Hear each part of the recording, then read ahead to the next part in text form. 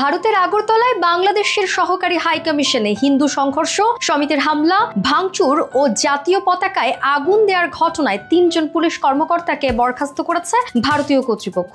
সেই সঙ্গে হামলায় জড়িত থাকার সন্দেহে গ্রেফতার করা হয়েছে ৭ জনকে। বহিষ্কৃত ৩ জন পুলিশের উপপরিদর্শক এছাড়াও একজন ডেপুটি এসপিকে দায়িত্ব থেকে সরিয়ে পুলিশ সদর দপ্তরে পাঠানো হয়েছে। পশ্চিম ত্রিপুরা পুলিশের এসপি কিরণ কুমার এসব তথ্য নিশ্চিত করেছেন। তিনি জানান, আগরতলার নিউ ক্যাপিটাল কমপ্লেক্স থানায় পুলিশ বাদী হয়ে একটি মামলা করেছে। এ ব্যাপারে পুলিশ ইতিমধ্যে তদন্ত শুরু করেছে এবং আইন অনুযায়ী ব্যবস্থা নেবে। পুলিশের এই কর্মকর্তা বলেন, বাংলাদেশের সহকারী হাইকমিশনের নিরাপত্তায় আধা সামরিক বাহিনী মোতায়েন করা হয়েছে। গতকাল সোমবার দুপুরের দিকে আগরতলায় বাংলাদেশের সহকারী হাইকমিশন প্রাঙ্গণে হামলা করে হিন্দু সংঘর্ষ সমিতি নামের একটি সংগঠনের সমর্থকেরা। ঘটনাটিকে দুঃখজনক বলে বর্ণনা করেছে ভারতের পররাষ্ট্র মন্ত্রণালয়।